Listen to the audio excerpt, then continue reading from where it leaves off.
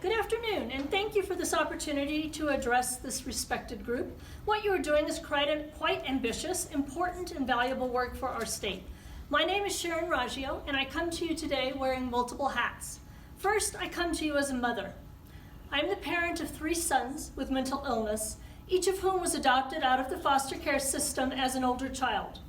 I have lived experience and understand firsthand the impact of trauma on developing minds and personalities, as well as the impact of the families who love them despite the trauma and their mental illness. I also come to you as a mental health professional, having worked in the field for over 40 years. I'm a licensed clinician and the CEO of Mind Springs Health and West Springs Hospital. As a mother and as a professional, I'd like to share with you some thoughts. I want to address 3 main points: day-to-day successes and challenges, workforce, and what is needed. So first, as a mother, I know the anguish of a child not getting the help they need when they most need it, and no parent should ever have to suffer that way. It's just not right. But that's the way it really used to be on the Western Slope. People in psychiatric emergencies and crisis suffered unnecessarily in unsafe places, sometimes for days, because psychiatric hospitalization was unavailable to them in their most desperate moments. This because there was only one psychiatric hospital, which we operated, but it was a mere 32 beds, and for the last 3 years, there was a wait list for a psychiatric hospital, a wait list. Staff had to make unimaginable decisions on an hourly basis. Who needs the bed the most? Is it the young boy who's actively suicidal? A teenage girl experiencing a first psychotic break? A young mother who's in a hospital ER and has been there for 2 days? It's untenable, and it had to change. With the support of many, many Western Slope community members, the counties, and the hospitals, and some of Colorado's most generous mental health advocates and foundation, a new 64-bed state-of-the-art environment was built, and the new West Springs Hospital opened last December in Grand Junction. I am very grateful for the many partnerships that made this success possible, and for our donors who contributed $18 million. I'm really also proud of the partnerships that allowed the design of the hospital. We included our patients in the design of the hospital and really got some great feedback from our patients. The new hospital is trauma-informed and is actually winning some architectural designs awards nationally for its state-of-the-art design. On the other side of my organization, I want to talk about a family in Summit County. This has to do with some innovation, rapid recovery models of programming that our organization piloted about 3 years ago, and we've since enrolled it into all of our counties. We started off with depression and had a cohort of about 250 people, and the results are pretty impressive. But I want to tell the story of a mom in Summit County. This is a mom with a young son who's now 12 and in 6th grade.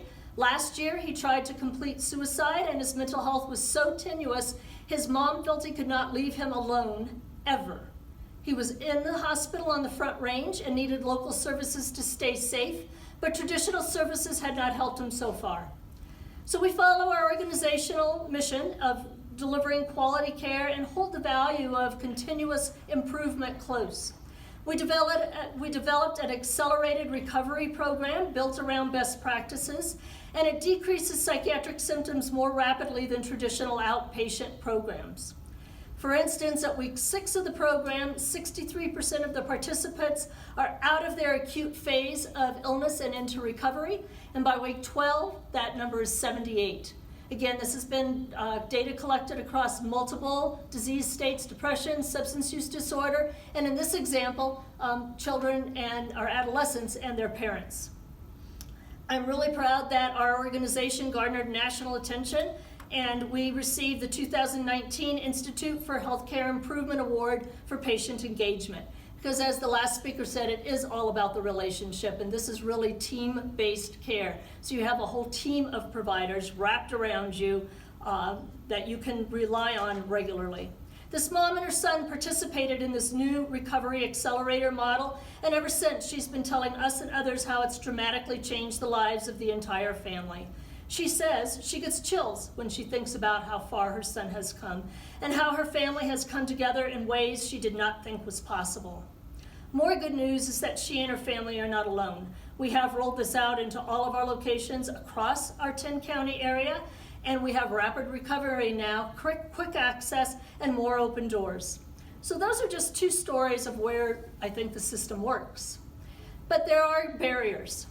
What seems to be the new normal in behavioral health is a serious workforce shortage at all levels, from frontline receptionists to licensed professionals and to psychiatric providers. Because of this, we are now competing nationally and with the for-profit world. I would state that this really has just changed in the last year to this degree of significance. Used to be that we could recruit people for the Colorado lifestyle, and we have some gorgeous Colorado areas, but that is no longer true. We are now competing with large metro areas, and the salary demands are jumping 20 to 30%. Due to the demand and shortages, we are competing with the East Coast and the West Coast, which pay big bucks.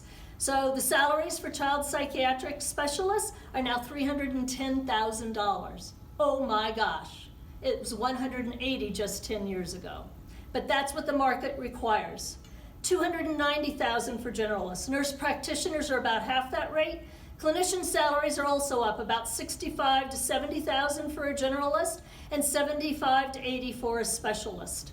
We are unable to afford these salaries due to all of the payment, be it the state, be it Medicaid, be it commercial insurance.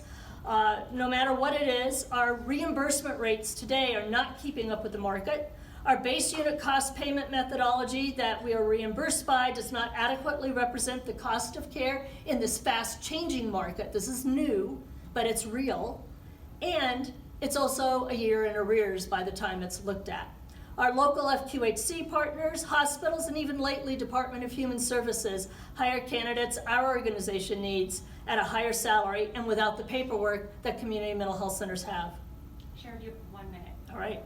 So when it comes to retaining staff, we found that administrative burden is the #1 reason that people leave. I know you've heard about this. A 21-page required intake flies in the face of good care, and filling out forms to make sure that people are mentally ill enough or substance abusing enough in order to receive state funding is immoral. Our clinicians despise this practice, and our funding is very siloed. We can do better. So how do we improve our system? I offer the following insights. First, build on existing strengths. Colorado has a system, albeit an imperfect system, in its community mental health centers. This network of talented people are consistently seeking ways to innovate and are excited to partner with the state to improve and continue to evolve in meeting the needs of Colorado. Eliminate siloed funding and reduce the administrative burden. Realize that all care is local. What is needed and appreciated in Aspen is very different than what is needed or appreciated in Grand Junction, much less Denver, Colorado. Invest in prevention. We must find a way to get upstream, or we will be hosting task force meetings every other year. In rural Colorado, regions do make sense. There must be some shared infrastructure to gain efficiencies. Incentivize outcomes instead of processes. Today, mental health centers receive incentives for process measures such as a person being seen 4 times in 90 days. Instead, think about outcomes. Did their symptoms decrease? Do they report feeling better? Did they use a psychiatric hospital less?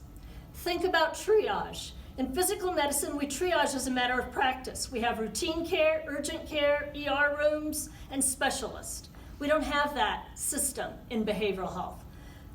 The mental health centers are the state's specialists, yet we are overrun with the expectation that we should be all things to all people, and we cannot. It takes all of us together. Think about triage. Review what other states are doing. There's a national movement of certified community behavioral health centers that many states are adopting. This model eliminates siloed funding, creates more of a triage safety net, clearly defines administrative burden and reporting, and reimbursements are done differently and are at cost. And lastly, as our last speaker spoke about, we have to have true parity. Create true parity. A robust mental health offering is often 3 sessions, 3 outpatient sessions. 3 outpatient sessions is EAP. It is not a robust mental health offering from an insurance company. It's just not acceptable when it comes to behavioral health. Thank you for your service in working to improve the state's behavioral health care system. It's gratifying to know that we have a shared vision of accessible and quality behavioral health care for people in need. Thank you for the opportunity to speak with you.